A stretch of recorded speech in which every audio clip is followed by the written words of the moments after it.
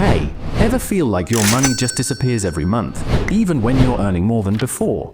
Yeah, you're not alone. Chances are you're making one of these 3 big money mistakes. Let's break them down, and more importantly, fix them. Mistake number 1, lifestyle inflation. This happens when your income goes up, and your spending goes up with it. You get a raise, and suddenly, you're ordering more food, buying new gadgets, upgrading your clothes. But your savings? Still zero. There's nothing wrong with enjoying your money. But if you keep spending everything you earn, you're just running in circles. The goal is simple. Don't upgrade your lifestyle before you upgrade your investments. Mistake number 2, the EMI trap. Just $9 a month sounds harmless, right? But take a few of those Emmys for a phone, a laptop, a holiday, and suddenly, half your income is gone. Worse, you're still paying for things you don't even use anymore. It's like borrowing happiness from your future and paying interest on it. If you can't buy it twice, maybe don't buy it even once.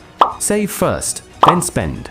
Peace of mind is more valuable than instant pleasure. Mistake number 3, not investing early. This one's huge. Most people wait till their late 20s or even 30s to invest, thinking, I'll start when I earn more. But that delay costs you the most valuable thing, time. Even $5 a month from your early 20s can grow into something massive. That's the power of compounding. The earlier you start, the less you have to invest later. So don't wait for the perfect moment. Start small. Start now. So let's a quick recap. 1. Don't let your expenses grow with your income. 2. Don't get trapped in Emmys. 3. And don't wait too long to start investing. No fancy finance degree needed, just a few smart decisions. And your future self will thank you. If this helped you, drop her in the comments and let me know if you want part 2. If you found it valuable, so smash the subscribe and like button.